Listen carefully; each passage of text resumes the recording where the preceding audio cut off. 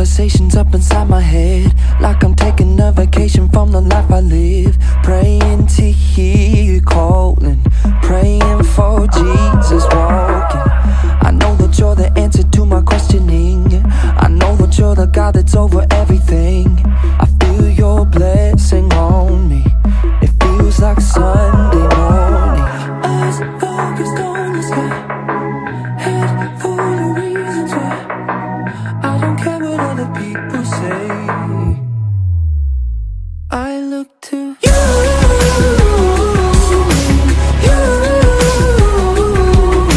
In every situation, you're the light that I would choose. Every situation, every second I look to you.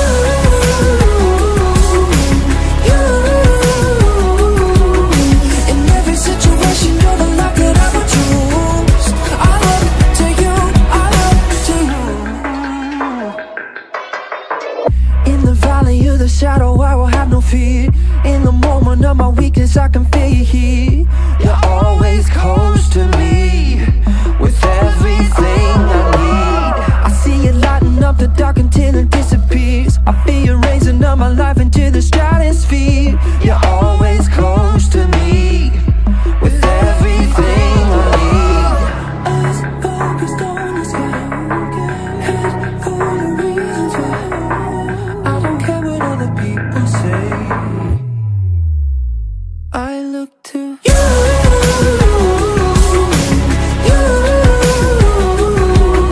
In every situation, you're the light that I would choose. Every situation, every second I look to you.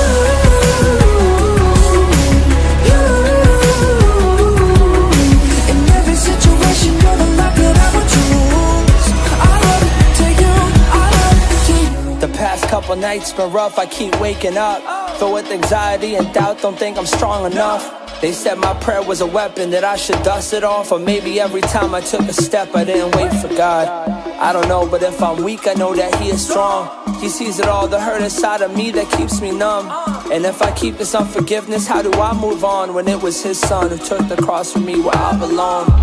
And I know sometimes I question this path I'm on. I could grace erase all my past mistakes, now I have it all. Waited for so long with this pain inside till I finally called. Met me where I wasn't, true love is what it reminds me of. Never have I felt the peace like only you provide. You wanted me even though you knew you would die. Who am I? A heart empty without you inside. More beautiful than the bluest sky. I look to you.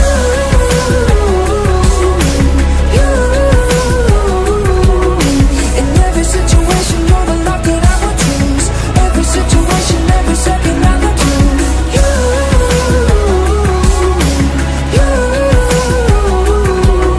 In every situation, you're the light that I would choose. I look to you, I look to you.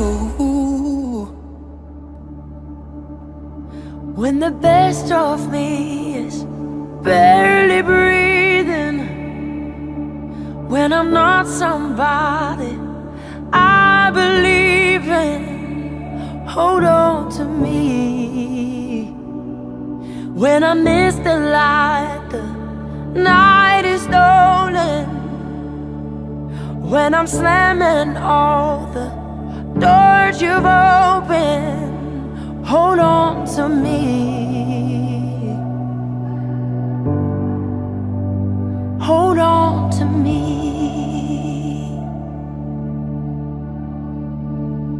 Hold on to me when it's too dark to see you. When I am sure I have reached the end.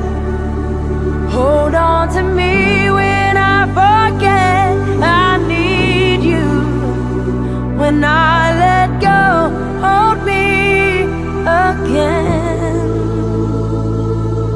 When I don't feel like I'm worth defending,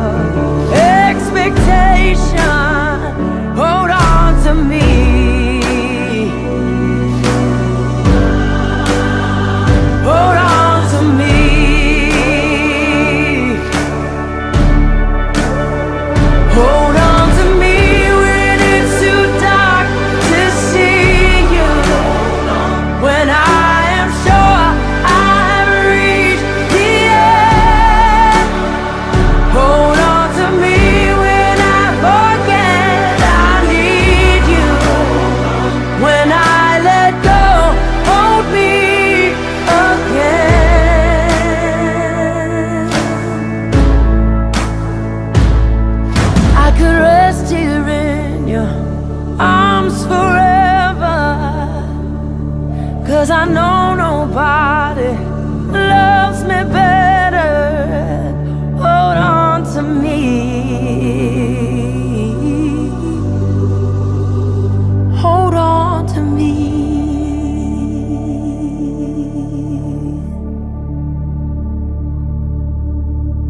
The sparrow's not worried about tomorrow or the troubles to come. The lily's not thinking about the seasons, the drought or the flood.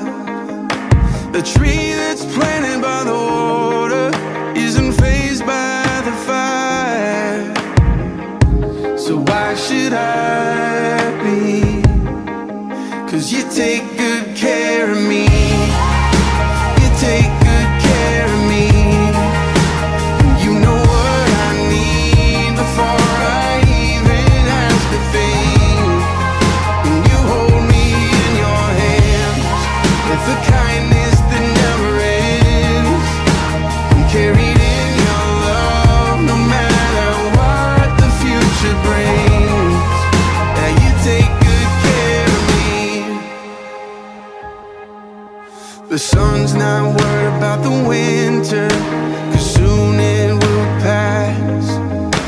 The light's not thinking about the darkness or the shadow it casts.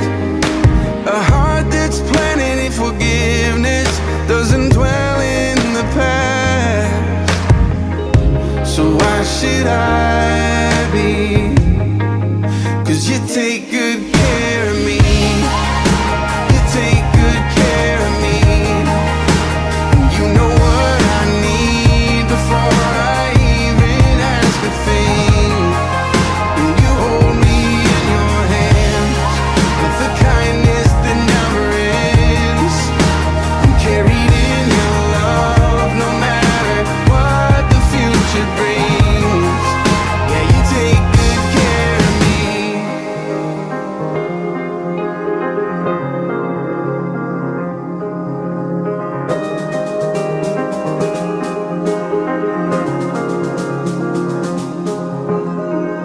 I know there must be more, but I can't get past your kindness. I know there's got to be more, but I can't get past your goodness. I know there must be more, but I can't get past your kindness. I know there's got to be more, but I can't get past your goodness. You take good care of me. You take good care of me. You know what I need before I even ask a thing. You hold me in your hands with the kindness that never ends. I'm carried in your love no matter what the future brings. Oh, you take good care of me.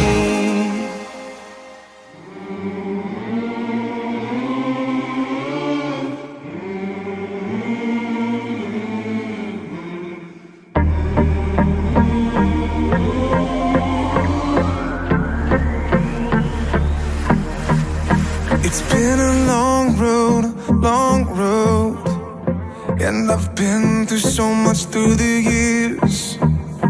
I've had heartbreak. I kept reaching for you through the tears, thinking I don't know what's up ahead, I don't know how it'll end, but I know that you've got a plan for me. Stepping out onto the waves, haven't stopped walking by faith. Whatever comes, I will still believe. The story's not over yet. You've got it under control. Why would I feel what I know you've designed?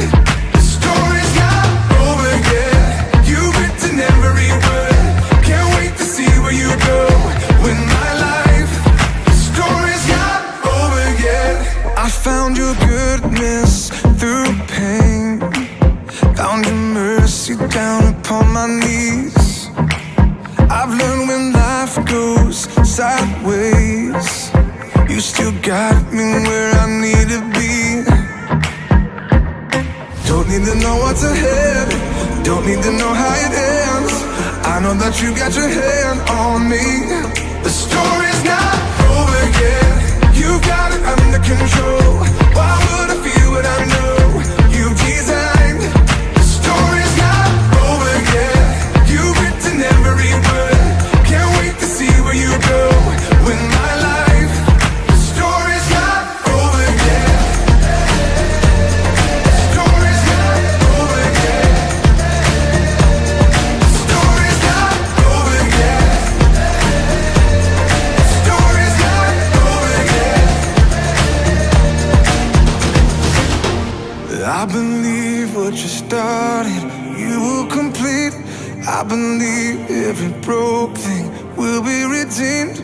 I believe 'cause you've always been faithful to me, to me, to me. I believe what you started, you will complete. I believe every broke thing will be redeemed. I believe 'cause you've always been faithful to me, to me, to me. The story's not over yet, you got it under control. Why would I feel what I know you've designed? The story's not over yet, you've written every word. Can't wait to see where you go with my life. The story's not over yet. The story's not over yet. Plan for me. The story's not over yet. It's not over. The story's not over yet. The story's not over yet.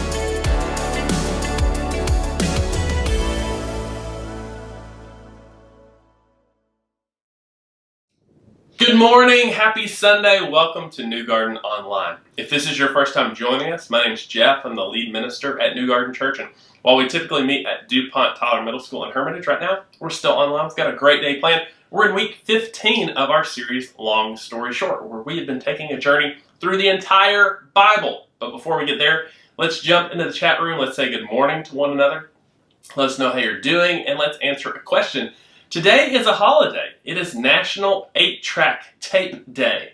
Now, for our younger viewers, you might not know what that is, so ask your parents. But for you older viewers, there's a lot of technologies that have come and gone throughout the years, and maybe some of that brings up some nostalgia. So the question today in the chat room is, what is a technology that you miss? Let's talk with each other.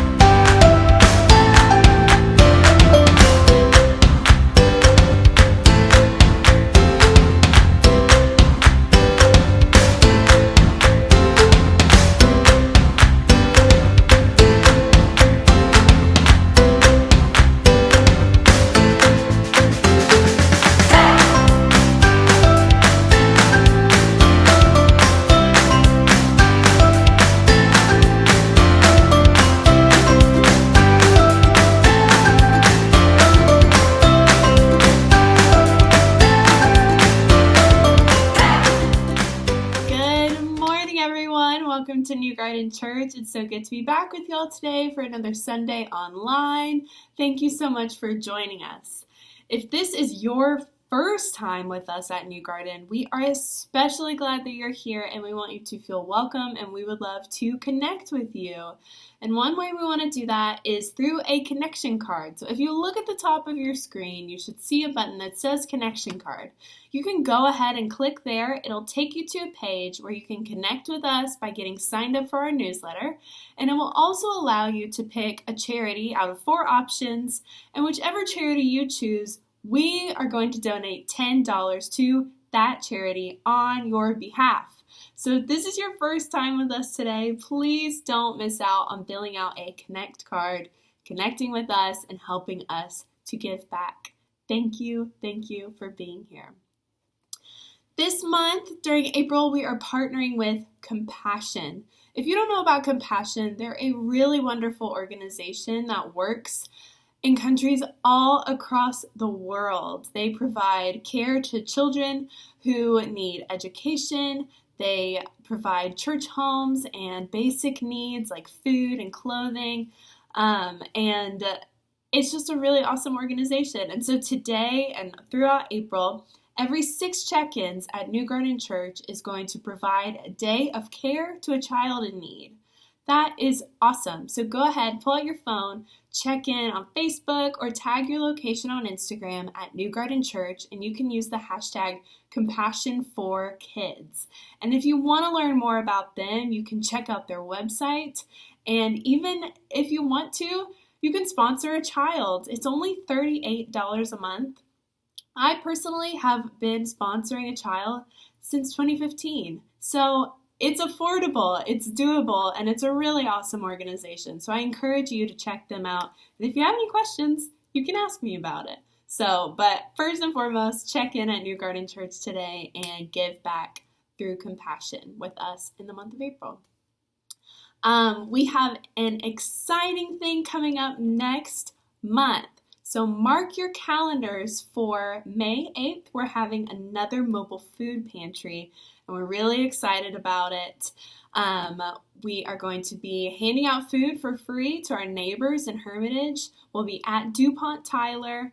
Volunteers are needed at 7:30 a.m. and food distribution will start around 9. So come on out, wear your mask, and help us to give groceries to people who need some. And if you know anybody who could use some free groceries, pass along that message that Saturday, May 8th, we are having a mobile food pantry. So hope to see you there.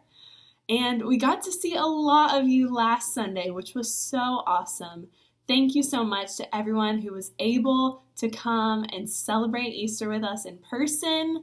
If you were with us online last week, we missed you and we can't wait to see you. But I want to say a big thank you to everyone who was able to make it.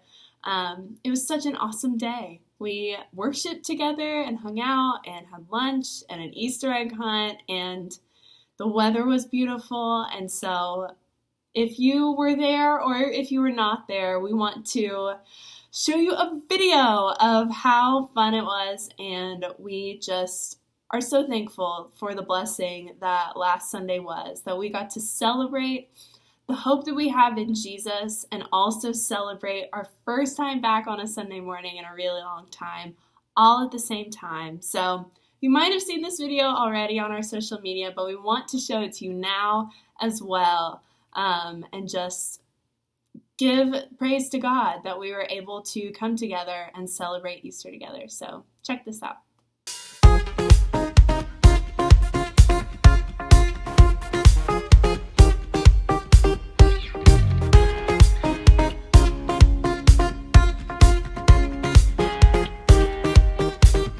I was lost with a broken heart. You picked me up, now I'm set apart. From the ash I am born again, forever safe in the Savior's hands. And you are more than my words could say. I follow you, Lord, for all my days. Fix my eyes following your ways, forever free in unending grace. 'Cause you are my freedom. We lift you higher, we lift you higher. Your love never ending. Oh, oh, oh.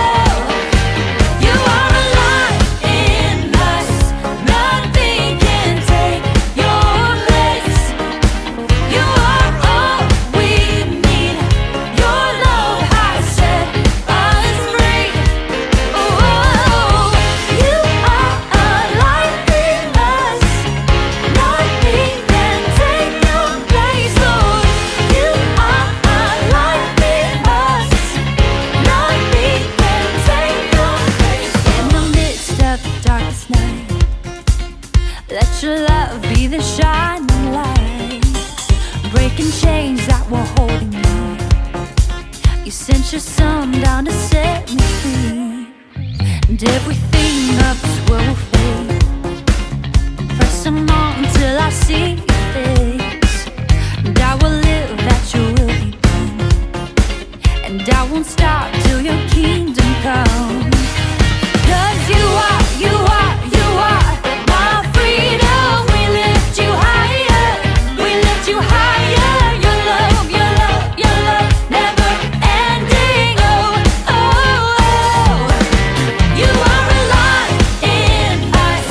Nothing can take your place. You are all we need. Your love has set us free. Oh, you are alive in us. Nothing can take your place, Lord. You are alive in us. Nothing can take your place, Lord.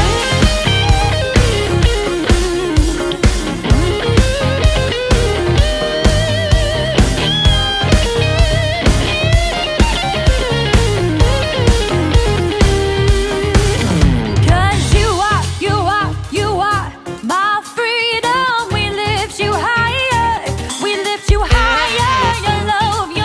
Your love never ends. Good morning and welcome to week 15 of our series, Long Story Short. Last week we had a special Easter edition where we look back and forward to get a big picture of the narrative. Today I want to zoom in on one chapter and the short story that it tells. That's what the majority of the Bible is. Story. The Bible doesn't do a lot of bullet points and direct theology. Instead, it offers narrative glimpses of characters' actions that we can learn from and then see how it fits in the bigger picture. Now, if you are following along with the reading plan, we've been reading about the stories of King David. Today, we will read about the crown being passed to one of his sons, but I don't want to leave the story of David without looking at least one story from his life. And I think it is especially meaningful to us as followers of Jesus. The story is found in 2 Samuel chapter 9. We've already read it this week. And it's only 13 verses long, but instead of reading it like we normally do, today I want to tell the story as if you were the main character, and hopefully let you imagine what it would be like to experience the fear and the pain and the grace and the love that we will see in this story. So imagine this is your story. Your name is Mephibosheth. You heard me correctly.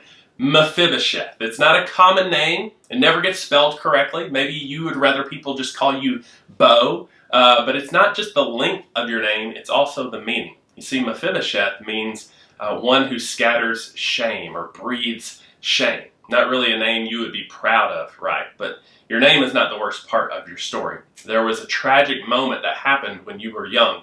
One moment that forever changed the course of your life. When you were a young boy, only 5 years old, maybe you don't remember a lot from that time, but there is one day you will never forget. You will always remember a day when you were playing outside, you were just being a kid, and then you heard the pounding of hoof prints, and some of the men from the military came riding up on horseback to the estate where your family lived. You remember hearing voices crying out saying, "The prince is dead! The king is dead! The Philistines are coming!" And then someone close by yelling, "Grab the boy and run!" That's when one of the female servants who usually took care of you came running out of the house after hearing the news, and she scooped you up. She maybe paused long enough just to grab some cheese and some bread and put it in, a satchel, and off you both ran with nothing else. And you remember running and running and running, and as a young boy, you were used to running around the fields and around the house, but that was for fun, and this was not fun. This was running for your life. And as you ran, you could hear the armies coming behind you. They couldn't have been more than a mile away. And you remember crying as you saw the smoke rise from some of the houses where you knew your friends lived. But you can't go back. You can't stop. All you can do is run. And so you ran. You remember running long enough and far enough that you seemed to get some distance between you and the Philistine hordes. And as nightfall was coming, you came to some woods. You found a spot behind a large tree, maybe to try and get some rest. And yet it couldn't have been much later, because it was the middle of the night. You were woken up as you could hear them getting closer. And your servant helper said, "Come on, get up, we need to go, we need to go." And so through the woods you ran. You remember getting scratched and stumbling because there's barely enough light to see the path and the trees in front of you. But you don't have a choice at a time like that. You just run. But what you do, what do you do when you can't run anymore? Your whole body hurts, your legs were burning. I mean, you were only 5 years old. Your lungs felt like they were about to explode out of your chest. And so all you do is you could fall down and you just start crying. You don't know how you could keep going. And so your servant helper, she keeps yelling at you like, get up, we need to run. And you just yell back like, I can't. And so she picks you up and she carries you through the darkness, through the woods. A 5-year-old is like small enough to carry for a while, but you can imagine that with each step, with each mile being traveled, you got heavier and heavier for her, and her pace slowed down. You could see her eyes begin to kind of glaze over until she just fell. You don't remember if she tripped, or you're not really sure what happened, but you remember the pain, the sound of something breaking in your ankles and your feet. Like she fell on top of you and you began to scream and you began to try to push, but she wouldn't roll over. Eventually you're able to like squirm out from underneath her, but she wasn't moving. You couldn't go anywhere. All you could do was just lay there and you cry, and eventually you fell asleep. The next memory you have is you wake up in the house of a man named Machir in a small town called Lo-Debar. It was across the river that you were hoping to cross in a neighboring province that you didn't think the Philistines would come and look for you there. You were told later that there were some fellow Israelites that stumbled upon you and your servant helper, and they carried you both. They put you on like a horse or something and brought you to Lo-Debar. And Machir, this guy's house that you're in, was gracious enough not only to let you recover, but let you live with him. And so that's where you grew up as a young boy. You grew up in his house. Eventually you married his daughter and you had a son of your own. But it was a tumultuous time. Like crazy things happened. But the craziest thing isn't that you're now crippled in both your legs. It's the matter of who you are. Because when the military men broke into your childhood and cried out, "The prince is dead," that prince was your father, Jonathan. And when they said, "The king is dead," that was your grandfather, Saul. Your life was forever ripped apart, torn away. Like you have fading memories of your father and memories of your grandfather, but again, they're distant and they're vague. Like Lo-Debar is what you remember. You do remember some of the turmoil and the panic that ensued after all this took place. Lots of rumors were being spread, conflicts were happening. You discovered that not only had your father been killed and your grandfather had been killed, but 2 of your uncles killed as well. And the only remaining uncle was Uncle Ishbosheth. Like you remember your father referring to him as Uncle Incompetent. And you don't want to say he was an idiot, but the main thing was that he just lacked courage. He lacked the strength to lead our nation. But he was the only adult son of Saul, and so everyone looked to him. Now thankfully, Abner, Saul's commander, the commander of his army, was still around. And Abner, oh man, he was an ox of a man. He was big and strong, fearless, a warrior, a leader. And from what you were told, he essentially ran the kingdom while Ishbosheth was kind of the figurehead of it all. But you were just a boy, and a crippled boy at that. Whatever course the kingdom was going to take, it was going to do it without you. You were pretty insignificant in the kingdom.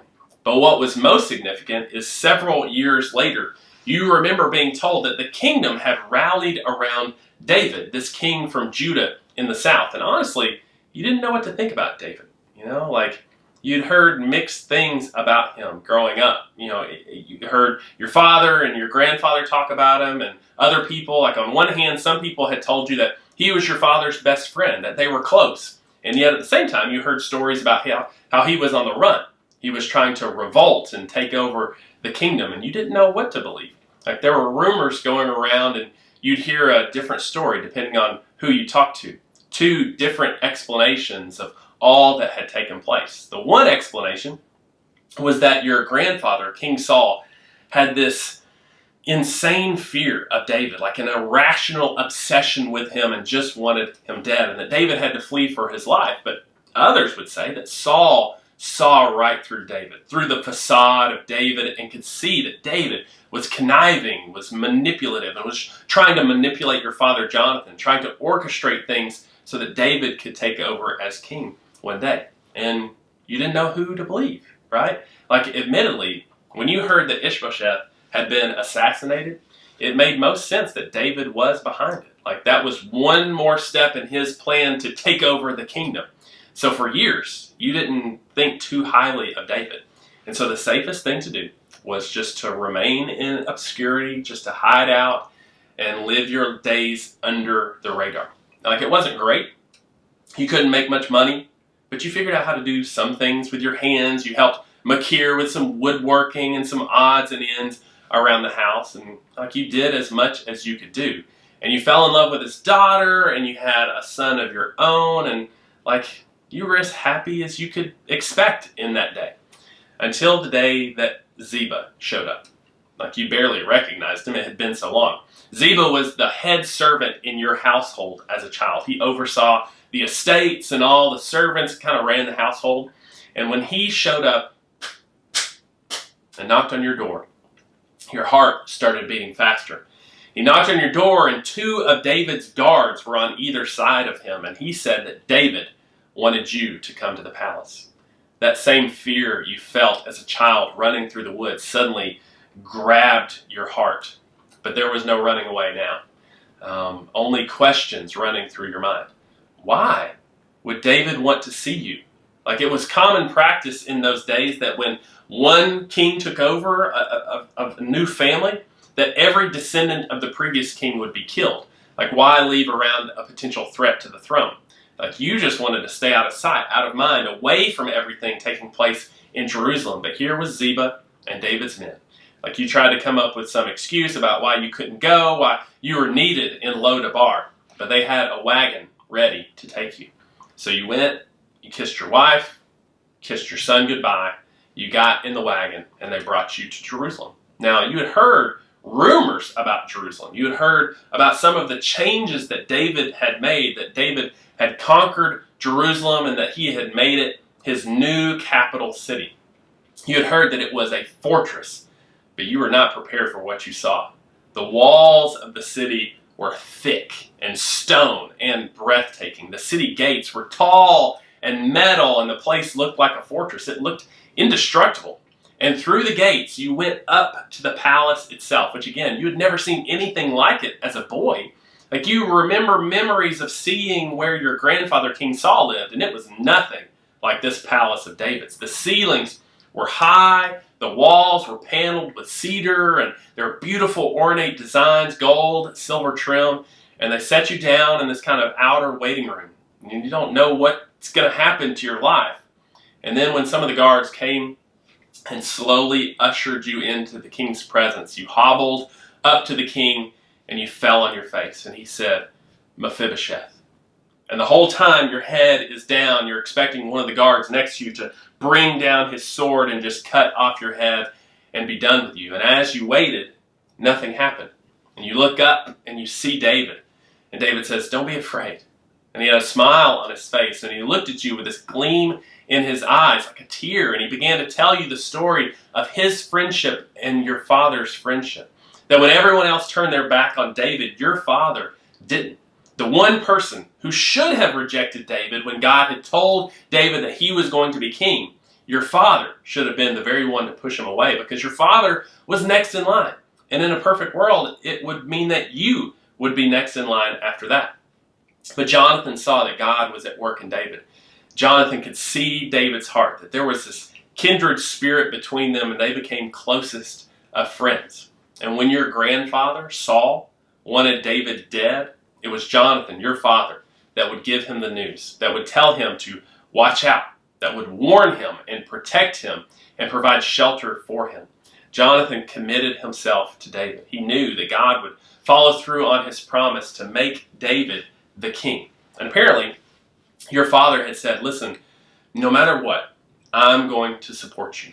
But David, when you become king, And when God gives you victory over all your enemies, including Saul, show mercy to my family.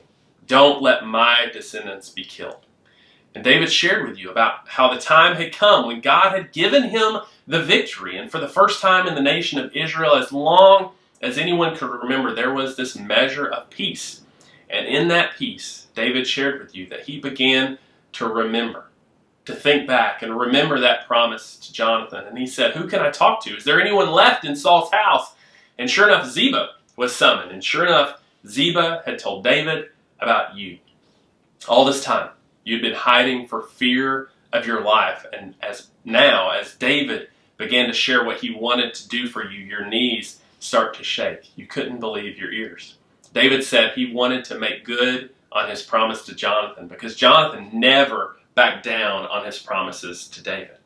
And so David said he was going to take every property, every house, every bit of farmland that your grandfather King Saul had owned, and give it to you.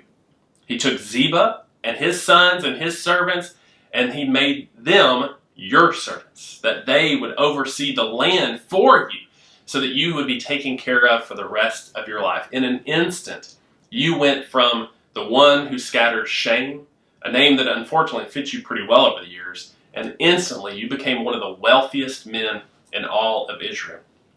Now, if you've forgotten, land is a big deal. Like, that's what everybody has been talking about for hundreds of years. The people of Israel finally got into their land, and you remember reading through when Joshua divided the land up. They went into great detail about who gets what and where, because it meant you were a part of the family. You had an inheritance, and now David has given you your part of the inheritance. Your place in the family is secure.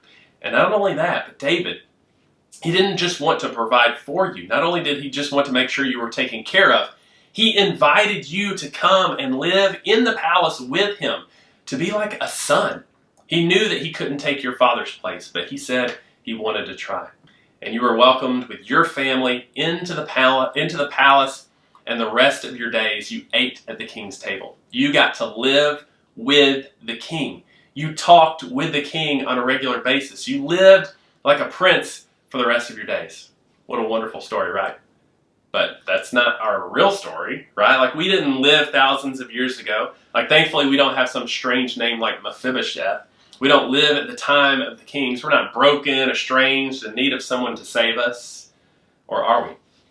Perhaps the story of Mephibosheth isn't just some heartwarming story from the Old Testament. Maybe it's our story, because we are Mephibosheth. The story of every human is that we are broken, estranged from the king, not able to save ourselves, but we have been offered grace, not because of something we have done, but on account of someone else. Just as Mephibosheth received the grace of the king because of his father Jonathan, we receive the grace of God because of King Jesus. In this story, David serves as a picture of God, because he says, I want to show God's kindness. Now, it's the Hebrew word hesed, which is this word that combines the idea of love and loyalty and generosity. It's one of the most common descriptions of God in the Hebrew Bible. God's love is one that is steadfast and loyal and generous, which is the picture we see when David brings Mephibosheth into the palace. Mephibosheth is undeserving of this honor. He has done nothing, and yet he receives this grace from the king. He didn't have to clean himself up. He didn't have to fix his problems. He didn't have to explain where he had been all these years. All he does is fall on his face in front of the king and receive the gift that was provided by another. I think this is what Paul had in mind when he wrote to the church at Philippi, and he said, what is more, I consider everything a loss because of the surpassing worth of knowing Christ Jesus my Lord, for whose sake I have lost all things. I consider them garbage, that I may gain Christ and be found in him, not having a righteousness of my own that comes from the law, but that which is through faith in Christ, the righteousness that comes from God on the basis of faith. Paul has nothing to bring and everything to gain, because Jesus is a better Jonathan. Because of Jesus, we can receive the undeserved gift of God's grace poured out on our lives, because he is a God of hesed, loyal, generous, and loving. But David isn't just giving Mephibosheth an acknowledgement that the king is going to let him live. No, he's going to let him live.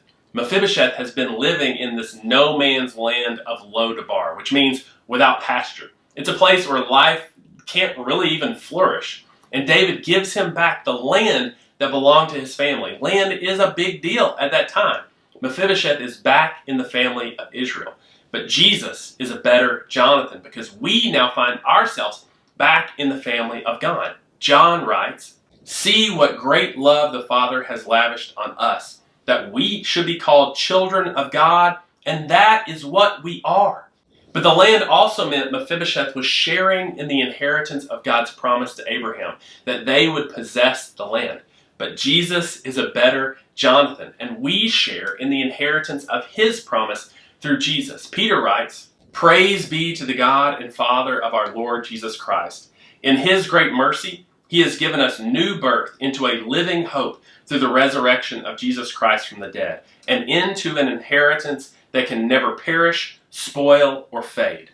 And finally, Mephibosheth is invited to eat at the king's table, which is a point repeated over and over 4 times in the last 7 verses. Like he already had land and provision, people to take care of him, but nothing beats eating at the king's table. You have the abundance of the best provisions, the best company to share it with, the safety of the palace, and the privilege of eating with the king. And Mephibosheth didn't have a one-time invitation. It was a perpetual opportunity. But we have Jesus, and Jesus is a better Jonathan because Jesus invites us to his table, and we join together at that table every week together. It's a table that is extended to all, regardless of who you are, what you look like, or where you come from. There are people at the table who at one time thought too much of themselves, and pride kept them from joining. There are people at the table who at one time thought they were too broken, and shame kept them from joining. But now both take of the same bread and of the same cup. There are those at the table who have spent so much time with the king that they very much resemble him in their language and their way of life and the way they treat people. And there are those at the table who are experiencing this for the first time, and they still look crippled and broken. But now both share the same bread and the same cup. I don't know where you find yourself today, but the truth is we are all Mephibosheth, and we all come broken and unworthy, and through the blood of Jesus we have been covered and invited to receive a new inheritance, to be the children of God and eat eternally at the table. So today, as we take the bread and we take the cup, let us remember we are at the table with Jesus, who showed his loyal, steadfast, generous love by becoming as we are so that we could become as he is. Let's share a meal with the King.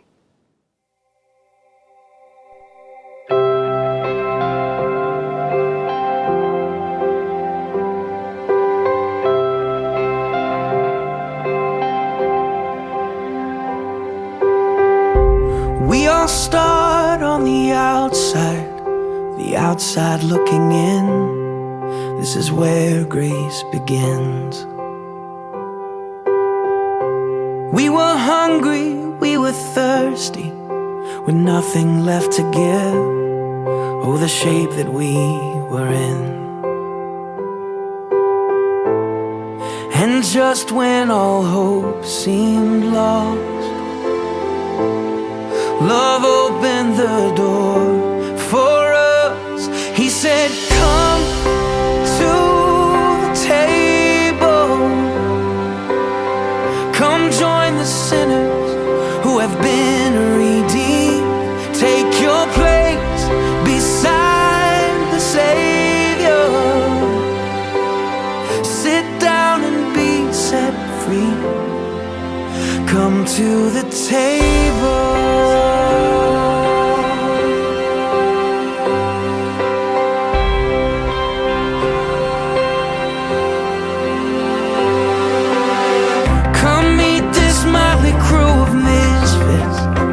Liars and these thieves, there's no one unwelcome here. And that sin and shame that you brought with you, you can leave it at the door and let mercy draw you near. So come to the table.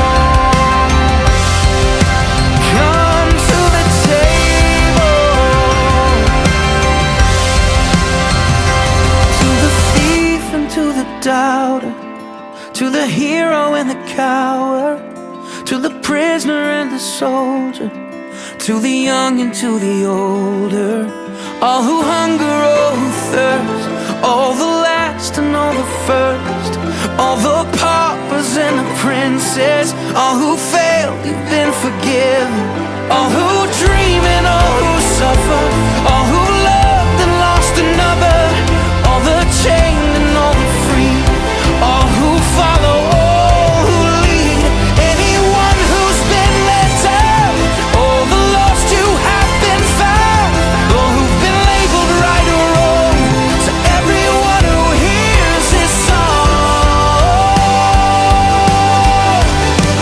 Come to the table, come join the sinners, you have been redeemed. Take your place beside the Savior. Sit down and be set free. Oh, sit down and be set free. Come to the table. Come to the table.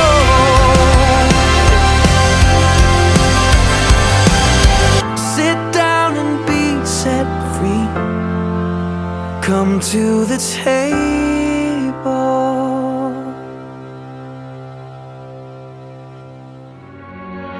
Before I spoke a word, you were singing over me. And you have been so, so good to me. Before I took a breath, you breathed your life in me. And you have been so, so kind to me. Oh, the overwhelming, never-ending, reckless love of God. Oh, it chases me down, fights till I'm found, leaves the 99. I couldn't earn it, and I don't deserve it. Still, you give yourself away. Oh, the overwhelming, never-ending, reckless love of God. When I was your foe, still your love fought for me. And you have been so, so good to me. When I felt no worth, you paid it all for me. And you have been so, so kind to me. And oh, the overwhelming, never-ending, reckless love of God. Oh, it chases me down, fights till I'm found, leaves the 99. And I couldn't earn it, and I don't deserve it. Still, you give yourself away. Oh, the overwhelming, never-ending, reckless love of God.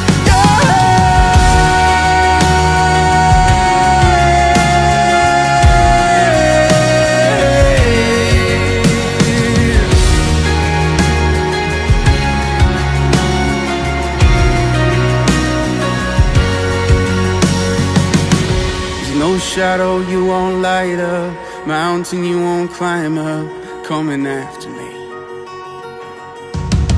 There's no wall you won't kick down, lie you won't tear down, coming after me.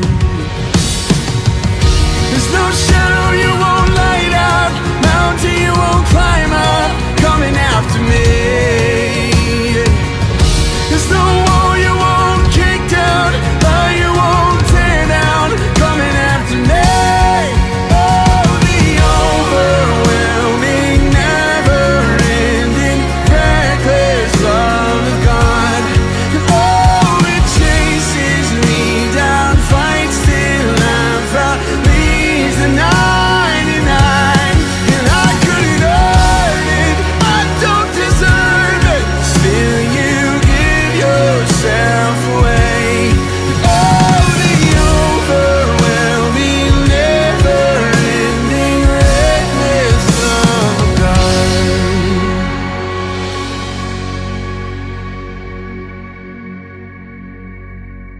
Hey, thanks again for being with us this morning. I hope you found today's story connecting with your life and where you are, and just that love and grace and kindness and generosity and loyal love that we have from God the Father. So hopefully that encourages this week. Now, I don't want you to forget that as we are journeying through the Bible, you are invited to join us. You can go to newgarden.church/2021 for resources, our Facebook group.